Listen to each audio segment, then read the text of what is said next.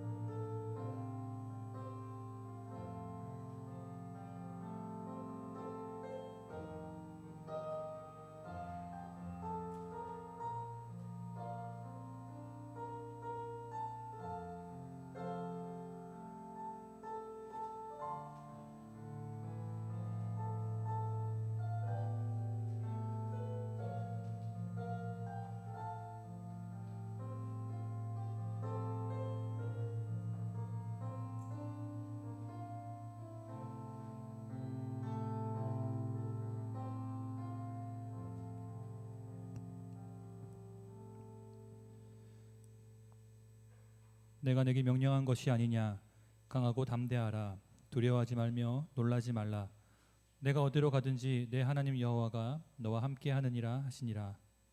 언제나 우리 함께 하시는 사랑의 하나님, 오늘도 주님께서 우리와 함께 하셔서 우리를 불러주시고 이곳으로 인도하여 주시니 감사를 드립니다.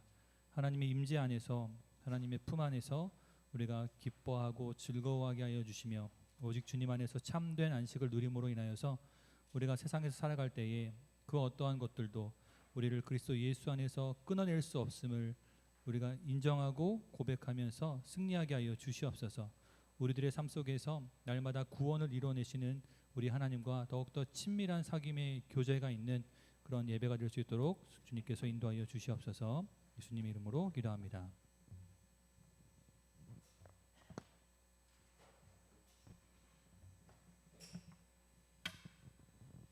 오늘도 청년부 예배에 오신 여러분을 환영합니다. 모두 일어나셔서 함께 찬양하면 좋겠는데요. 어떠한 상황 속에서도 믿음과 사랑을 주시는 주님을 기억하면서 찬양하며 나아갑시다.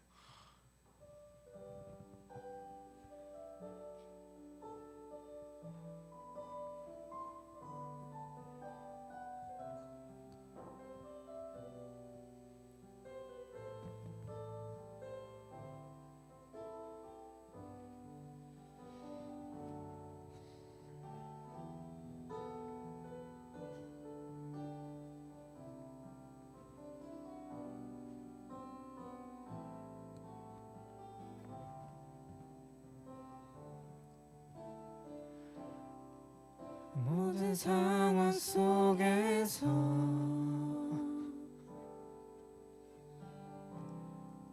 주를 찬양할지라.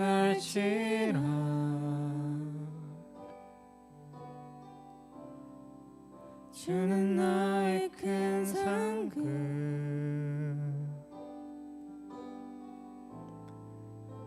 큰 도움이시라.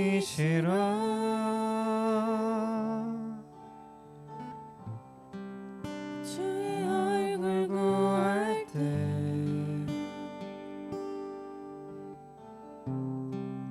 주의 영을 부으사 크신 사랑 안에서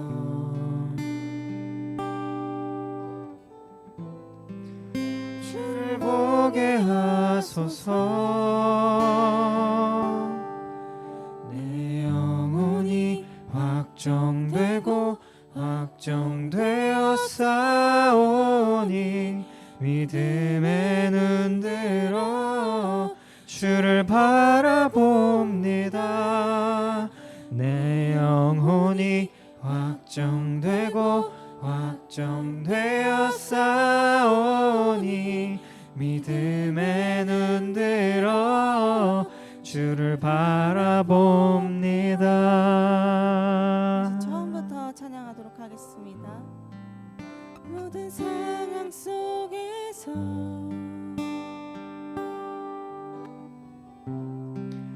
주를 찬양할지라.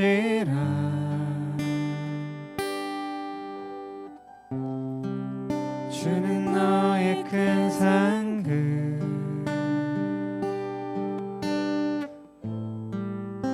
큰 도움이시라. 주의 얼굴 구할 때 주의 얼굴 구할 때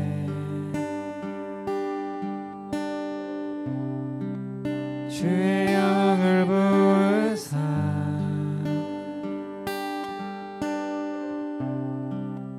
크신 사랑 안에서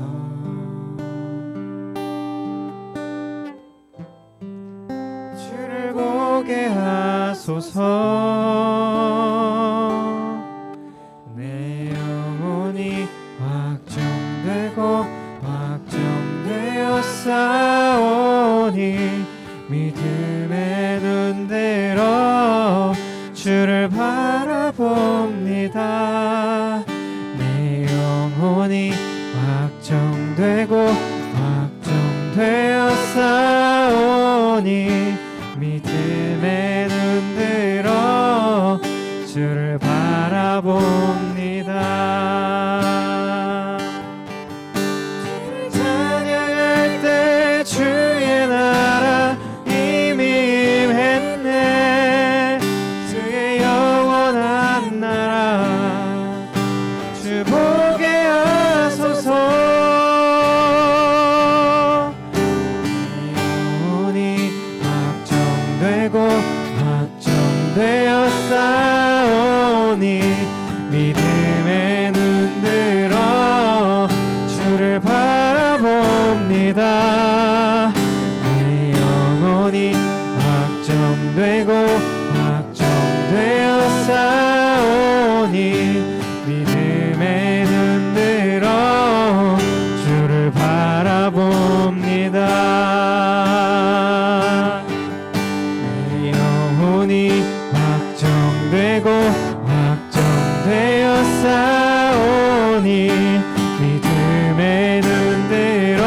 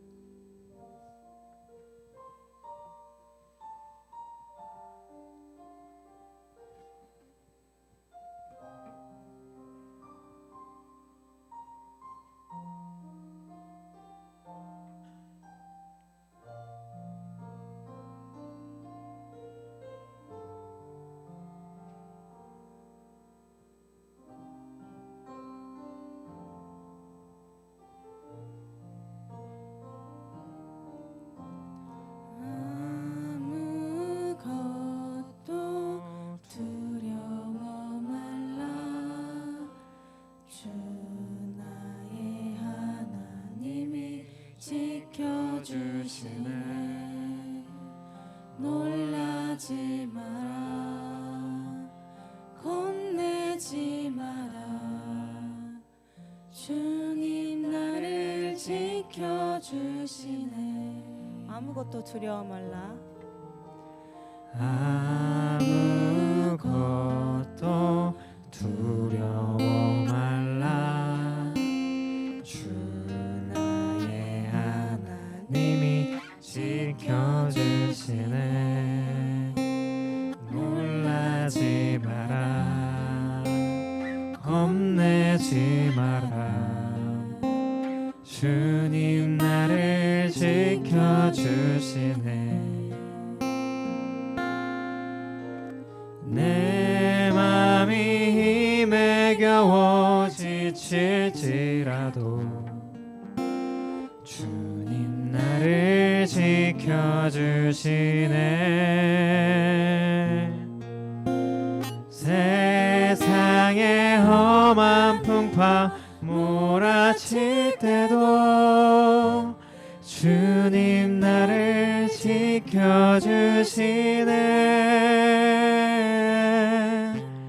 주님은 나의 산소,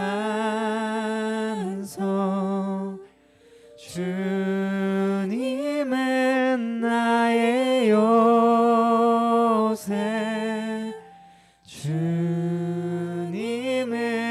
나의 소망, 나의 힘이 되신 여호와.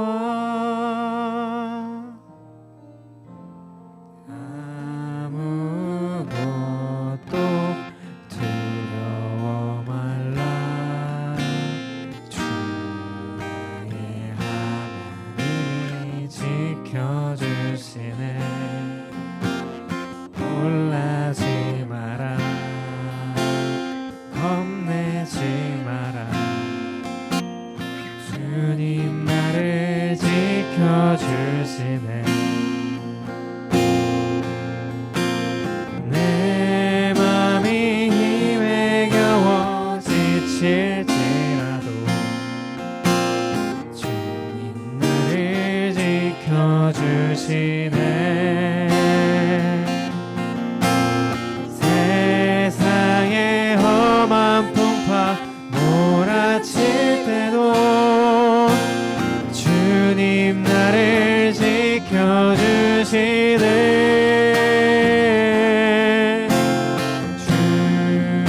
주님은 나의 산소, 주님은 나의 요새, 주님은 나의 소망,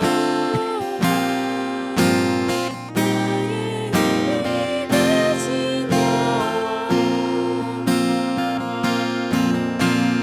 내 맘이 힘에 겨워 지칠지라도 주님 나를 지켜주시네. 세상의 험한 풍파 몰아칠 때도 주님 나를 지켜주시네.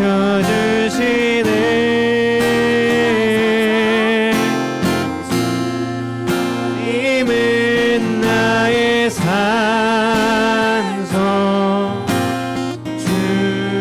주님은 나의 요새,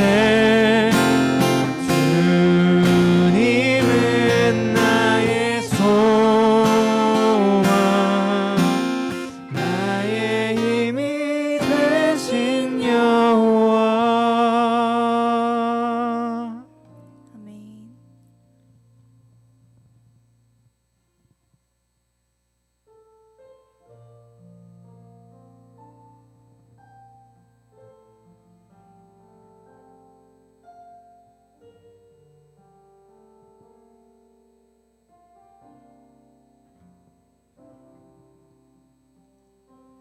수많은 사람들 주를 따라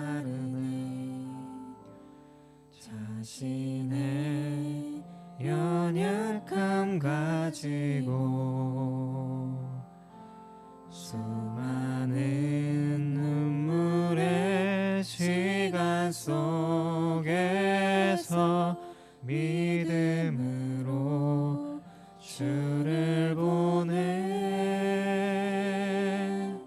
수많은 사람들 주를 따르네 자신의 연약함 가지고 수많은 선물의 시간 속에서 믿음으로 주를 보내 주의 영원한 사랑으로 주의 말씀을 이루시네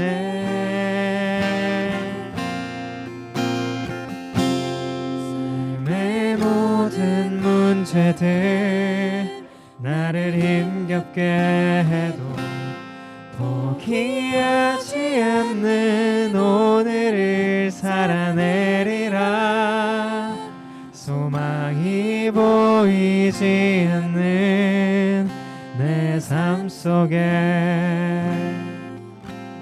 주님만이 소망되어 주의 뜻 이루시리라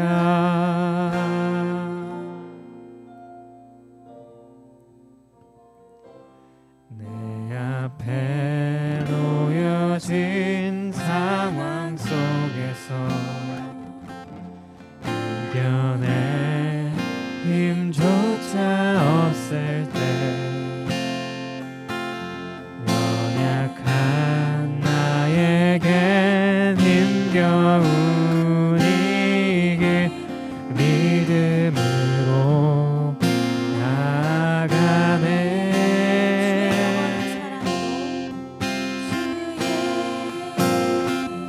영원한 사랑으로 주의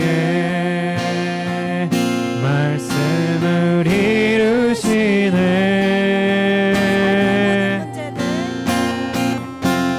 삶의 모든 문제들 나를 힘겹게 해도 포기하지 않는 오늘을 살아내리라 소망이 보이지 않는 내 삶 속에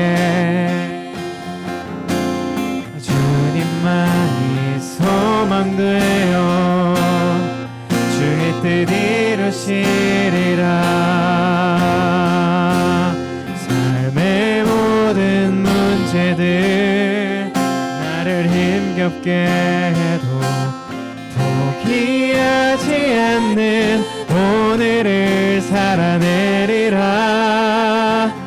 소망이 보이지 않는 내 삶 속에 주님만이 소망되어 주의 뜻 이루시리라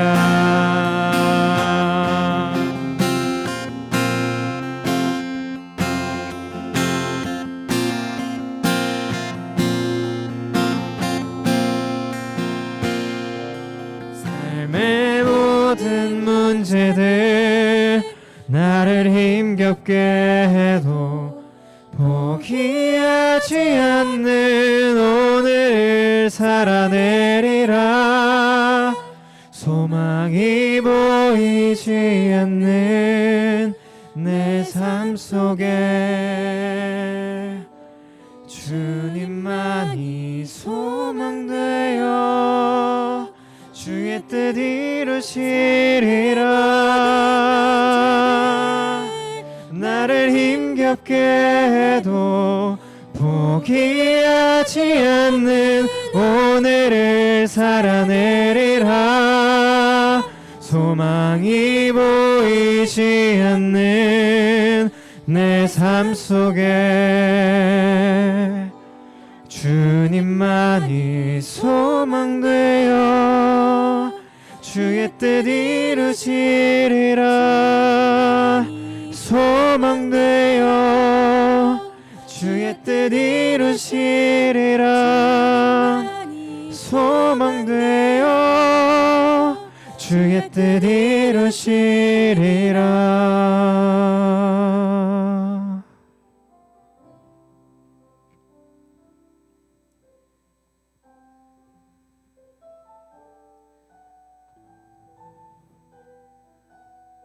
우리의 모든 상황 속에서도 주님이 우리의 하나님이 되시며 우리를 붙들고 계심을 다시 고백합니다.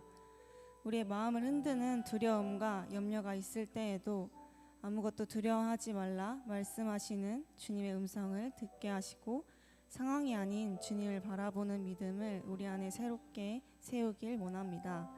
현실의 어려움 속에서 주님께 향한 한 걸음을 내딛게 하시고 주님의 옷자락을 붙드는 믿음으로 살아가게 하옵소서. 우리의 믿음을 약하게 만드는 모든 것을 위해 주님의 평안과 생명을 흘려보내며 두려움보다 크신 주님을 의지하며 담대히 나아가는 삶이 되게 해달라고 기도하며 나아갑시다.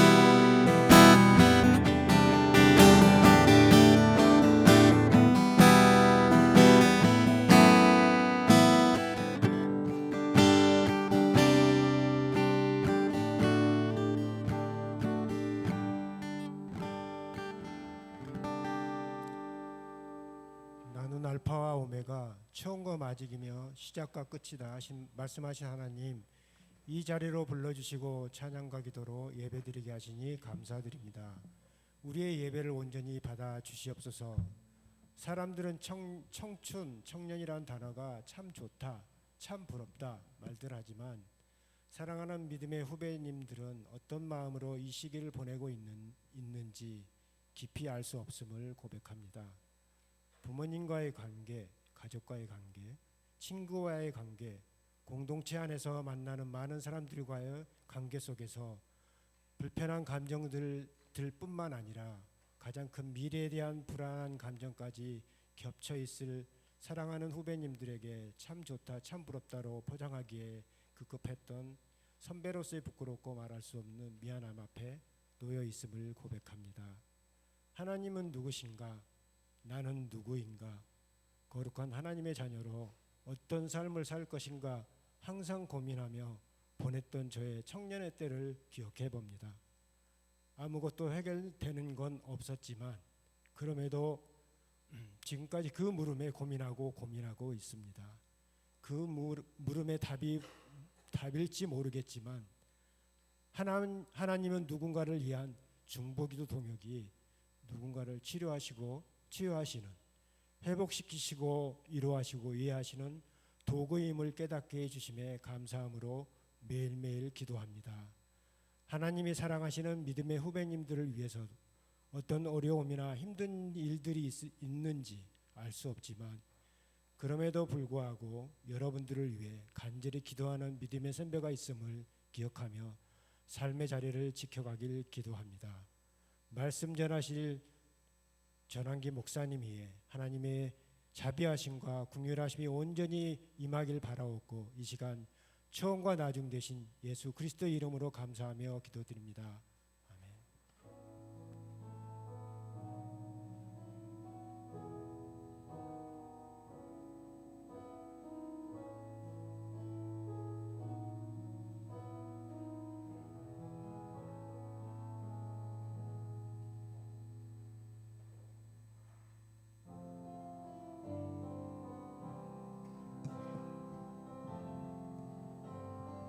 것들이 있던 사실 아무것도 아닌 것들 부어지신 은혜 앞에 감사로 나아갑니다.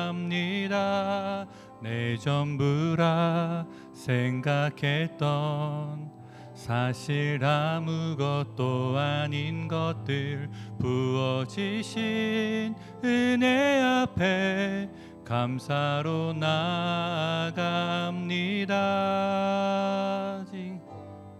나 가진 것들이 오니 하나님 나라에 써주소서.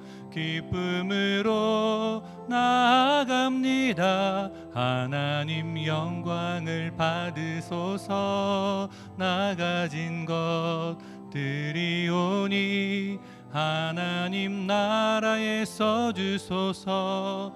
기쁨으로 나아갑니다. 받으소서. 하나님 영광을 받으소서. 하나님 영광을 받으소서. 하나님, 우리의 가진 것을 주님께 드립니다. 하나님 영광 받아주시고 또 주님께 드리는 우리의 이 귀한 헌신의 마음을 기쁘게 여겨 주시옵소서. 또한 주님께 아낌없이 더욱더 넉넉히 드리고 싶지만 아직은 형편이 넉넉치 않아서 드리고 싶어도 드릴 수 없는 그 안타까운 마음을 주님 보시며 하나님께서 더욱더 충만하게 쓸 것들을 채워주시고 하나님께 드리고 또 이웃들과 나누면서 살아갈 수 있도록 은혜 베풀어 주시옵소서.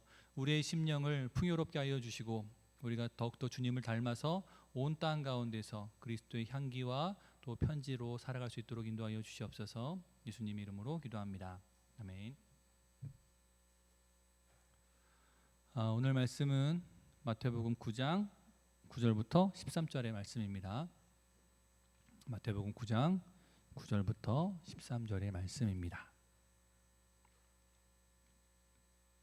자, 저와 여러분들이 한 절씩 교독해서 읽겠습니다. 제가 먼저 9절을 읽습니다. 예수께서 그곳을 떠나 지나가시다가 마테라 하는 사람이 세관에 앉아 있는 것을 보시고 이르시되 나를 따르라 하시니 일어나 따르니라.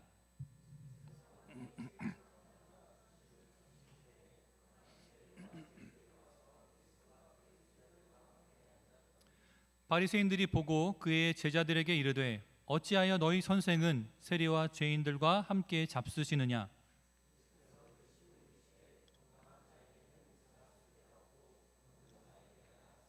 함께 읽습니다. 너희는 가서 내가 긍휼을 원하고 제사를 원하지 아니하노라 하신 뜻이 무엇인지 배우라. 나는 의인을 부르러 온 것이 아니요 죄인을 부르러 왔노라 하시니라. 아멘. 지난주 잘 지내셨습니까? 한 명이 예가 있었어요. 나머지는 많이 힘든 삶을 살았던 것 같아요. 주님께서는 말씀하십니다. 수고하고 무거운 짐진 자들아 다 내게로 오라 내가 너희를 쉬게 하리라 하고나 말씀하십니다. 여러분들 교회 오실 때 한 주간에 수고하고 무거운 그 짐들을 다 들고 오시죠? 들고 오셔서 기도 시간에 쫙 기도하면서 나열해 놓고 다시 짊어지고 가시는 것이 아니라 그것을 다 주님께 내려놓고 하나님의 해결하심을 믿고 홀가분한 마음으로 돌아갈 수 있는 우리 예배 시간이 되었으면 좋겠습니다. 우리는 참 많은 짐을 지고 살아요. 제가 청년 시절 때와 여러분들의 청년 시절의 그 짐이 무게감은 상당히 다른 것 같습니다. 저는 참 철이 없게 자라서 그런지 몰라도 제가 청년 시절에는 그렇게 삶이 고단하고 무겁다라는 생각은 많이 못했던 것 같아요. 근데 지금 청년들의 모습을 보면 취업의 짐이나 또 인간관계에서 또 미래에 대한 두려움 여러 가지 짐들을 정말로 많이 지고 살아가고 있습니다.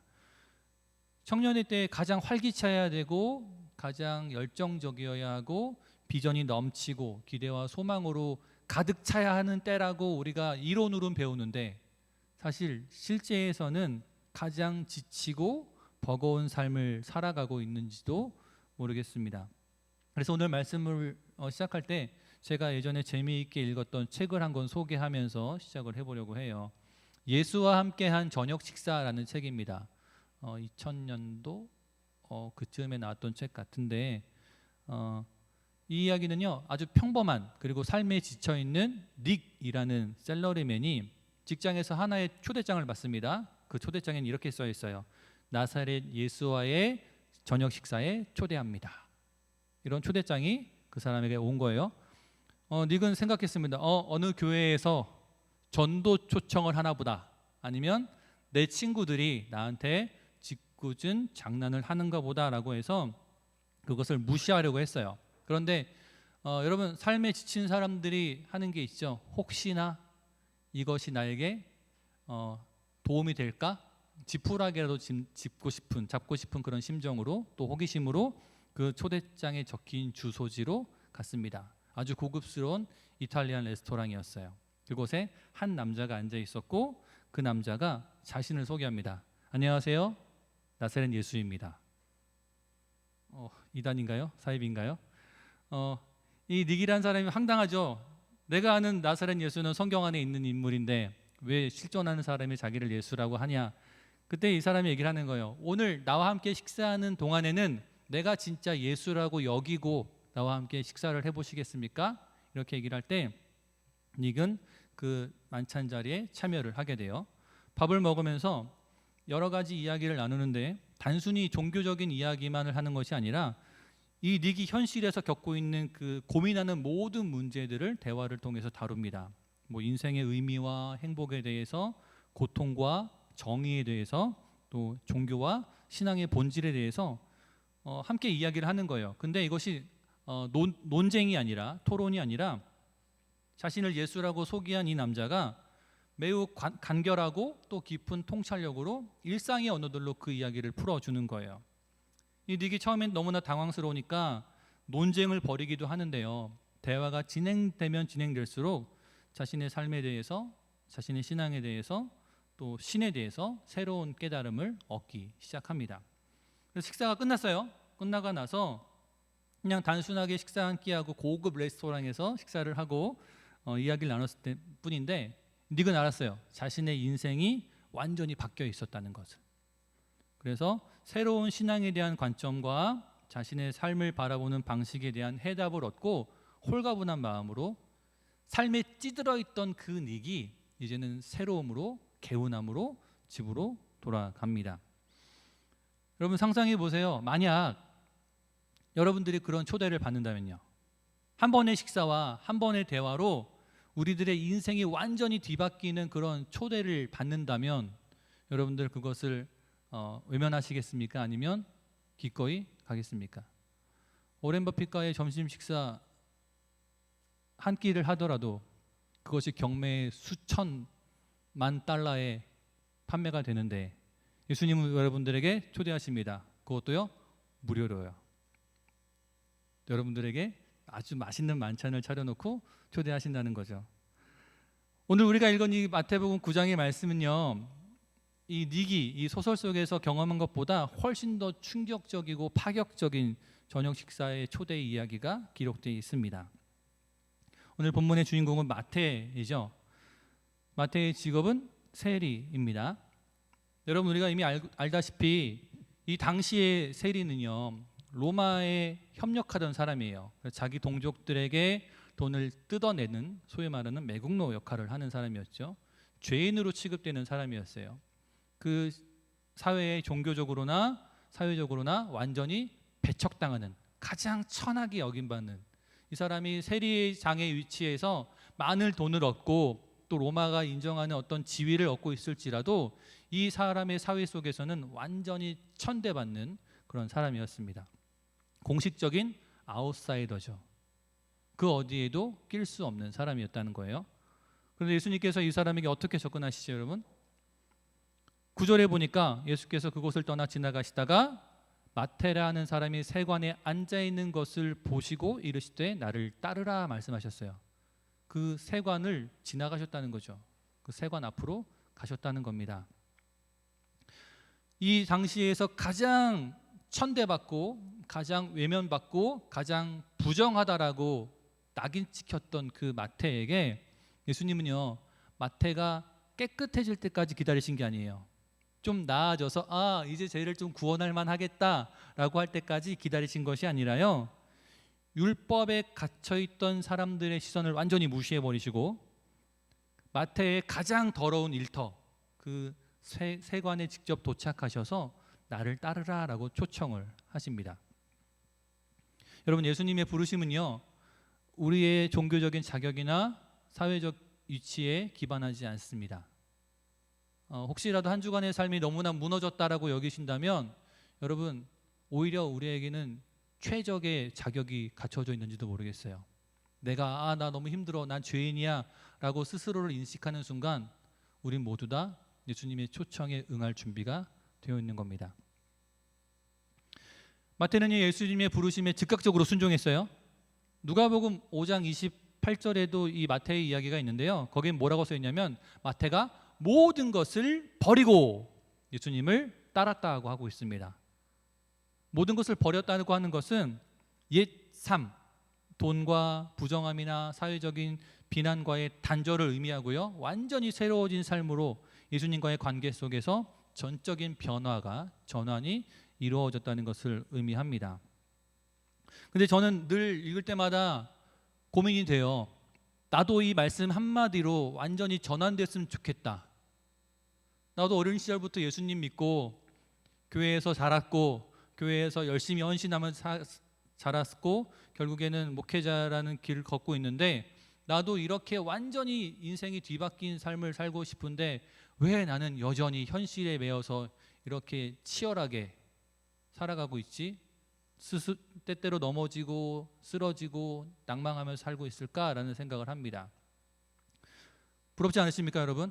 나를 따르라 한마디에 모든 것을 내던지고 따를 수 있는 그 순종과 헌신이요. 직장을 버리고 오늘 밤에 예수님께서 나를 따르라, 내가 너를 목회자로 쓸 거야, 내일 퇴직해, 그러면 되겠어요? 예, 하겠습니다. 나올까요? 여러분, 우리가 가진 게 너무나 많지 않아요? 내가 당장 예수님이 나를 부르신다면 죄를 떨쳐내는 건 좋아요. 죄를 떨쳐내고 싶은 우리니까. 근데 우리 삶에 누리고 있는 것들, 지금 내 삶의 기반이 되었던 것들을 포기해야 된다면 나는 그걸 따를 수 있을까? 엄청난 저는 고민을 하게 됐어요. 그래서 어떻게 이럴 수 있을까 하는 고민을 하다가 제가 매튜 헨리라는 그 설교자의 주석을 봤는데, 그분은 이렇게 얘기하고 있더라고요. 신적인 전능한 능력이 말씀과 더불어 역사하여서 마태를 회심시킨 것이다. 복음이야말로 구원을 주시는 하나님의 능력이라고 주석하고 있더라고요. 여러분, 복음이야말로 구원을 주시는 하나님의 능력입니다. 우리가 그렇게 간절히 붙들고 더 깊이 알고자 하는 복음의 말씀이 진짜 들어오는 순간, 여러분, 우리가 붙들고 있던 허울들, 우리가 붙들고 있던 이게 진짜 내 삶을 지탱해 주는 거야라고 붙들고 있던 것들을 다 내려놓을 수 있게 된다는 것이죠. 이 초대에 감격한 마태가요, 집에서 잔치를 열었습니다. 그런데 이 식탁의 모습이 충격적인 거예요. 예수님과 예수님의 제자들 그리고 마태 이렇게만 있지 않았어요. 성경에 분명히 이야기하기를 많은 세리들과 죄인들이 와서 예수와 그 제자들과 함께 앉았다, 함께 먹었다라고 이야기를 합니다. 예수님께서요, 죄인들, 이 당시 사회가 규정한 문제아들과 함께 밥을 드셨습니다. 함께 식사한다는 건 보통 큰 의미가 아닌 거예요. 이 당시에 식사를 한다는 것, 당신을 나의 공동체로 받아들입니다라고 하는 의미예요. 여러분들은 함께 식사하는 거에 얼마나 큰 의미를 두시나요? 한번 밥 한 번 먹어요 라고 해놓고 우리는 그걸 인사치레라고 먹지 않지만, 진짜 밥 한 번 먹어요 하고 같이 밥 먹은 사람과는 조금 더 끈끈한 정을 우리는 소유합니다. 예수님은요, 절대 사람들이 함께하지 않는 이 죄인들을 식탁에 초대하셔서 이제 넌 내 사람이야, 넌 우리 공동체 안에 속해 있어 라고 그렇게 인정하신 거예요. 이 식탁은 죄인들을 위한 환영 파티였습니다. 이 장면을 본 바리새인들이 비난을 하기 시작하죠. 이 바리새인들은 어떤 사람이냐면요, 율법을 지키는 걸 생명과 같이 여기는 사람들이에요. 그리고 죄인들과의 접촉을 자신을 부정하게 하는 행위라고 여깁니다. 그러니까 절대 죄인들과 함께 식사하지 않습니다. 죄인들을 그냥 죄인으로 낙인 찍고 멀리 해버리죠. 그들은 자기들, 율법을 정말로 철저히 지키는 우리들만이 의인이고 우리가 율법의 준수를 하기 때문에 그 보상으로 구원이 주어진다라고 여겼어요. 그래서 그들이 비난하는 거죠. 어째서 너희 선생은 그 세리와 죄인들과 함께 잡수시느냐? 저것은 율법에 어긋나는 행위고 저것은 부정하게 하는 행위이다. 너희 선생도 부정한 자냐? 이렇게 묻는 것과 다름없죠. 그러나 예수님은요, 가장 필요한 곳, 또 가장 소외된 사람에게 먼저 찾아가시고요, 자신의 공동체로 관계를 맺으십니다. 이 바리새인들의 비난을 들은 예수님의 대답이야말로 오늘 본문의 전체 핵심 메시지입니다. 오늘 우리를 향한 메시지시죠.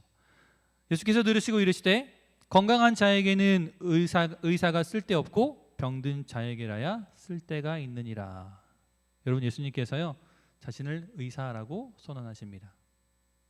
그리고 바리새인들, 그들은 스스로를 나는 건강한 자야 라고 이야기했지만 예수님은 마태와 죄인들 그리고 그 세리들이 병든 자인 것을 인정했기 때문에 그들은 내가 필요했고 그들은 나의 앞에 나올 수 있었다라고 선언하신 거예요. 여러분, 우리 삶을 한번 돌아볼까요? 나는 이 정도면 깨끗해. 나는 이 정도면 괜찮아. 나는 저 사람보단 낫지. 여러분, 우리가 신앙생활을 하면서요, 서로의 신앙생활을 평가하면서 비교합니다. 아, 쟤는 왜 예수 믿는데 저렇게밖에 못해? 근데 난 저렇게 안 하니까 내가 좀 더 낫지? 이렇게 여길 때가 있다는 거죠. 스스로 예수님을 필요치 않아 하는 건강한 척하는 환자로 살 때가 있어요. 어노인팅 그 앨범에 보면 내가 예수를 못 박았습니다라는 곡이 있어요. 그 곡은 전은주 전도사님이 작곡을 했는데 그 앨범 안에 이렇게 고백하는 그 나레이션이 나오죠. 어느 날 자신이 십자가를 보고 있는데 이렇게 얘기하더래요. 난 예수님을 못 박지 않았어.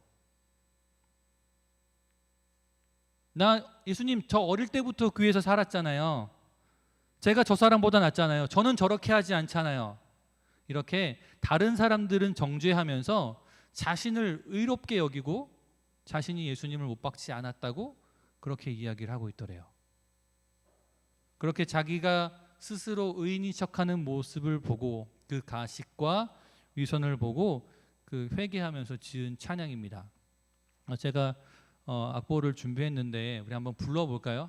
불러보면서 이 전은주 전도사님의 그 마음이 무엇이었는지, 또 혹시라도 우리가 나는 괜찮은 사람이야, 나는 괜찮은 신앙인이야, 나는 깨끗한 신앙인이야라고 스스로를 의롭게 여기고 있었다면 우리 이 곡을 보면서 나는 정말로 주님의 구원이 없으면 안 되는 사람이라는 것을 다시 한번 고백해 봤으면 좋겠습니다.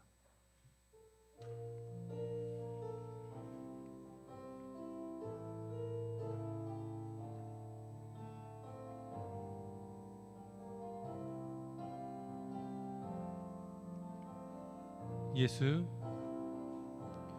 예수, 흠도 죄도 없는 당신이 깊이 감춰둔 내 죄로 인하여 하나님의 어린 양 속죄의 제물 되어 저주받은 나무에 달리셨네.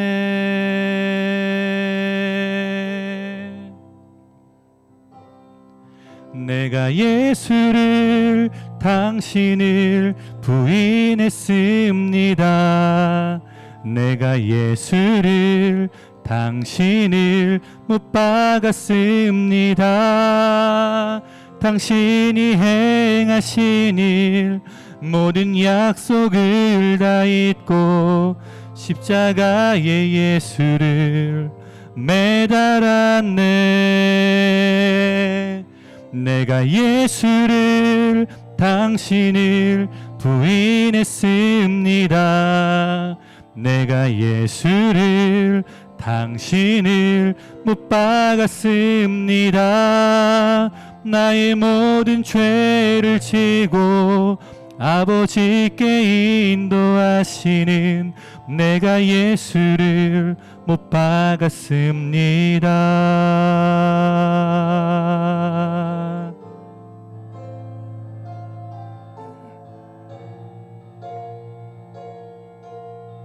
우리 2절로 예수 참사랑과 예수 참사랑과 평화의 주님 소망 없이 멀어진 우리를 하나님과 온전히 화목해 하기 위해 십자가로 막힌 담 허무셨네.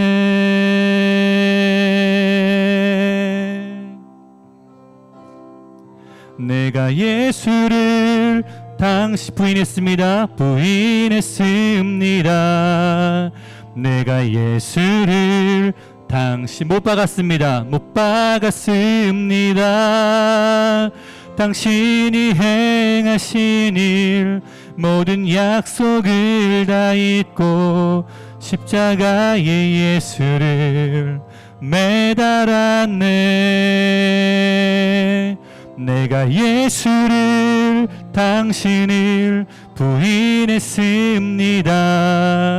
내가 예수를 당신을 못 박았습니다. 나의 모든 죄를 지고 아버지께 인도하시는 내가 예수를 못 박았습니다.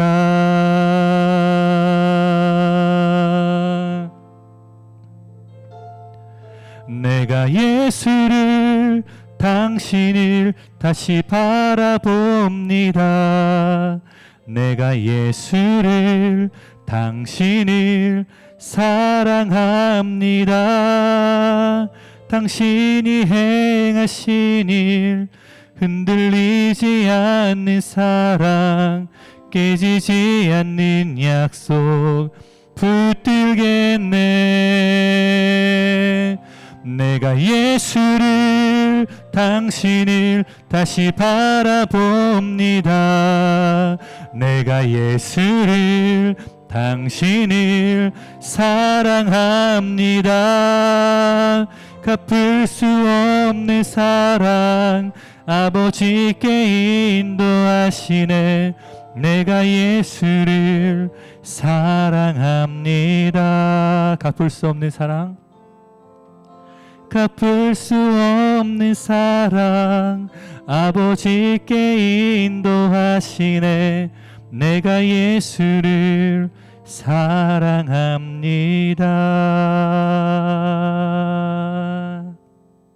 아멘.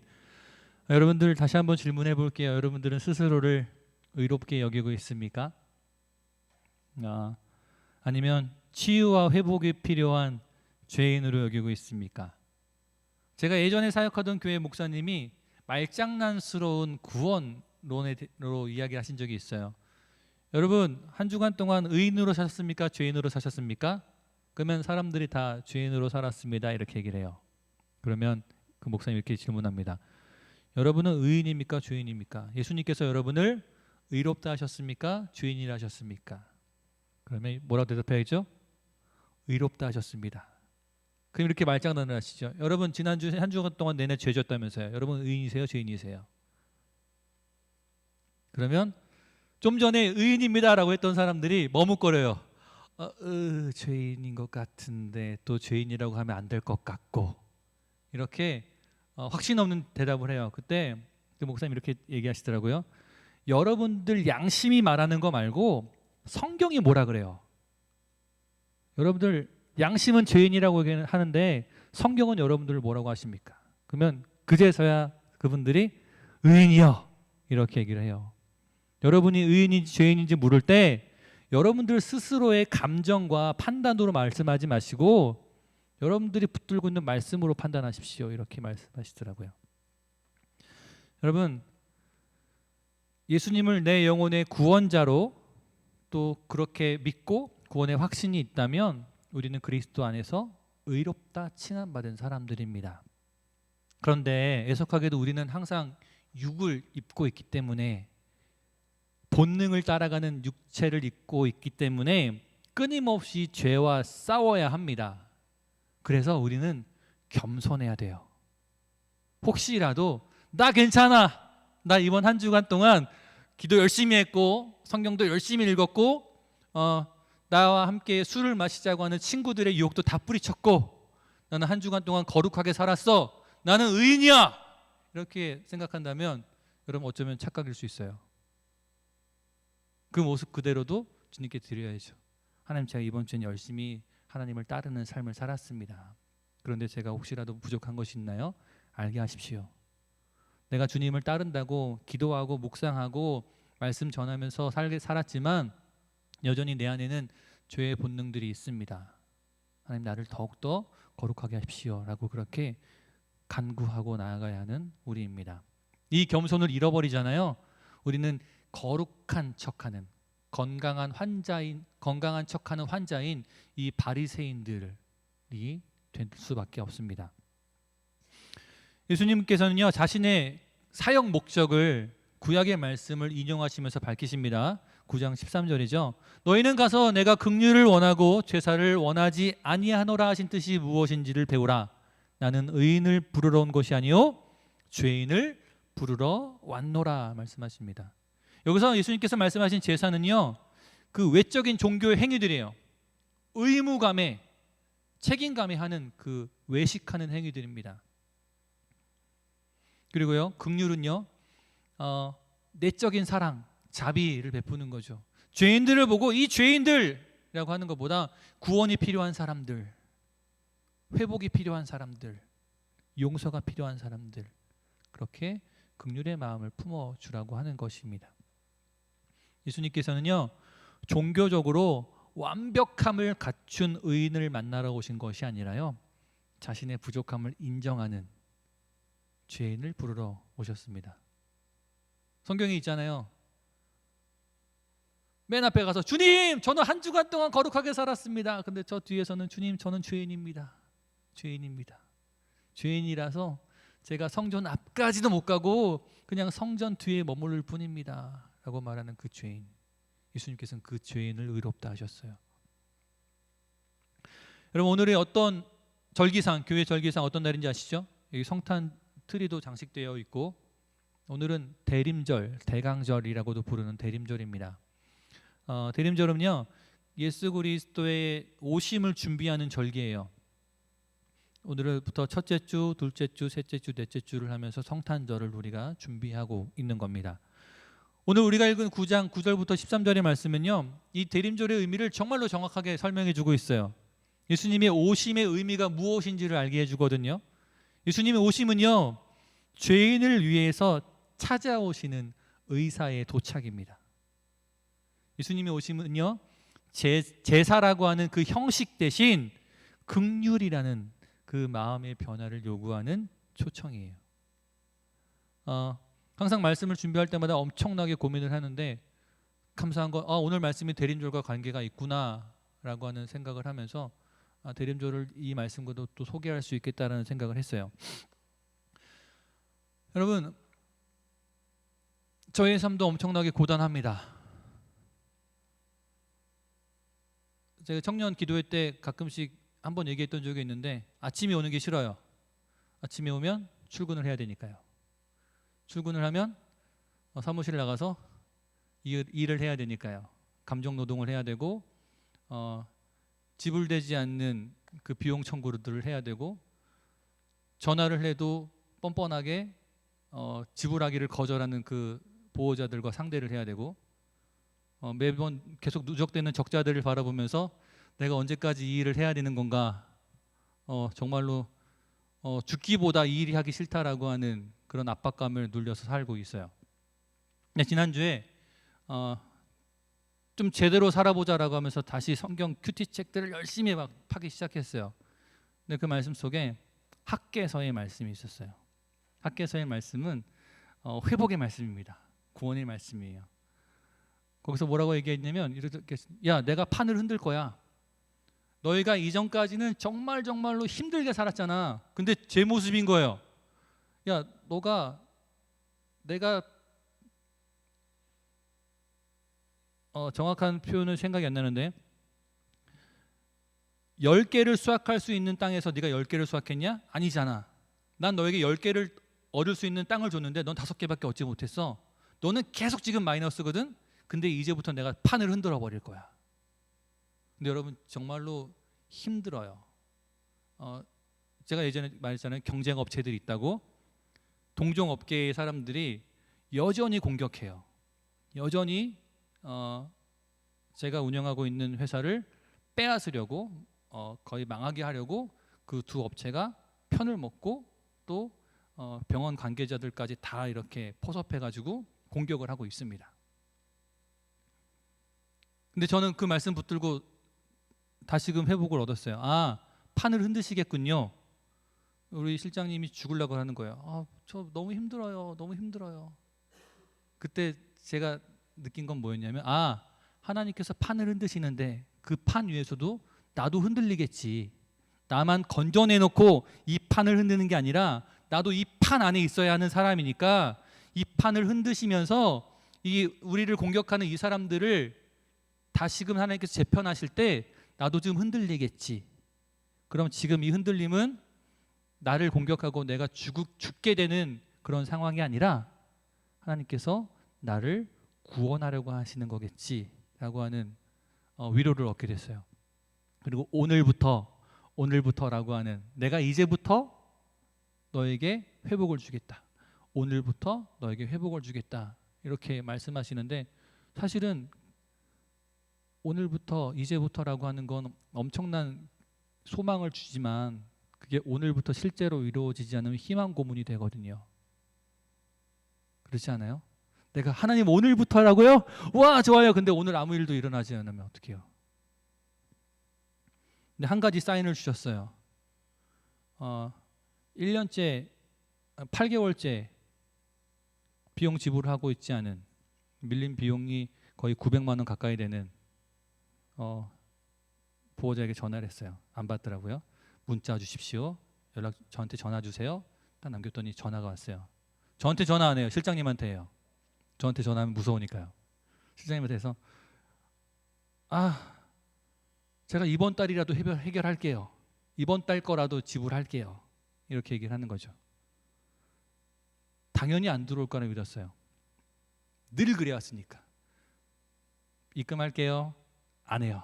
입금할게요. 그거를 계속 지금 거의 8, 9개월째 이어오고 있는데 이 사람이 입금할게요라고 해서 정말로 그날 입금을 해버렸어요.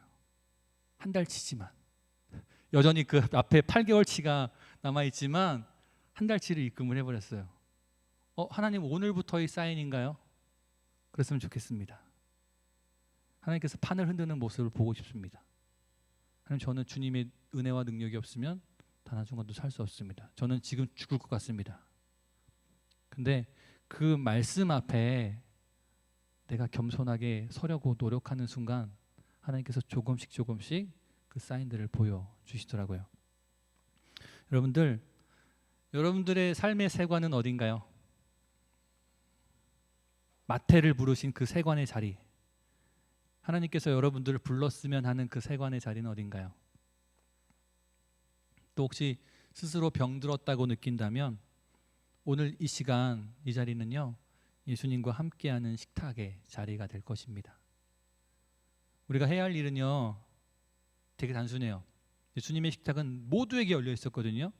근데 바리새인들은 스스로 깨끗하다고 주장하면서 그곳에 가지 못했어요. 그들은 구원의 은혜를, 회복의 은혜를 누리지 못했어요. 우리가 해야 할 일은 단 하나죠. 나와 상관없어 이렇게 여기는 게 아니라 마태처럼, 주님, 나는 죄인입니다. 나는 병들어 있습니다. 내 삶은 곳곳이 다 골마 터져 있고요. 곳곳이 되게 괴롭고요. 저는 잠을 잘 수가 없고요. 저는 체력적으로 너무나 힘듭니다. 나는 죄인이고 병자입니다 라고 고백하면서 그 식탁으로 나아가는 겁니다. 그럼 예수님께서 우리를 회복시키실 거예요. 구원을 베푸시는 그 복음의 능력이 다른 사람에게 임하는 것이 아니라 그 구원이 필요한 나에게 바로 임할 것입니다. 모든 염려를 내려놓으시고요, 우리들의 죄를 고백하고 예수님의 긍휼을 받아들이면 됩니다. 그 식탁에서 참된 치유와 또 회복을 경험하고 긍휼을 가진 새로운 사람으로 변화되는 저와 여러분 되었으면 좋겠습니다. 기도하겠습니다. 할렐루야. 주님, 우리는 죄인입니다. 그리스도 예수 안에서 깨끗게 되었고 또 의롭다 하심을 입었지만, 의인으로 인침을 받았지만, 하나님, 육체를 입고 있는 우리는 때로는 게으르고 때로는 완악하고 때로는 교만하여서 그 은혜를 망각하고 죄 가운데 머물러 있고 실족하고 넘어지는 또 죄인의 모습도 있습니다. 주여, 단 한순간도 주님을 떠나 살 수 없습니다. 오늘 우리가 찬양했듯이 우리 눈을 들어서 주를 바라봐야 하고, 삶의 여러 가지 문제들이 우리를 에워싼다 할지라도 포기하지 않고 주님을 구해야 하는 우리들입니다. 주님, 주님의 부르신 그 식탁의 자리로 우리가 나아갑니다. 우리를 외면하지 않으시고 더 가까이 부르시는 주님, 하나님의 복음의 능력으로 우리를 더욱더 회복시켜 주시고 우리를 더욱더 위로하여 주시고 구원의 참 은혜 가운데 머물게 하여 주시옵소서. 삶 속에서 크고 작은 은혜를 경험할 때 우리들의 삶을, 우리의 영혼을 구원하신 예수 그리스도의 그 구속의 은혜를 더욱더 깊이 느끼고 깨닫는 우리가 되게 하여 주시옵소서. 이제는 우리 주 예수 그리스도의 은혜와 하나님 아버지의 무한하신 사랑과 성령님의 인도하심이 삶의 무거운 짐을 지고 나아갈 때 그것을 주님께 내어드리고 스스로 깨끗하고 의롭다고 여기는 것이 아니라 하나님의 도우심과 구원과 위로가 필요하여서 하나님께 나아가기를 결단하는 우리 모두에게 이제로부터 영원토록 함께하기를 간절히 축원합나이다. 아멘.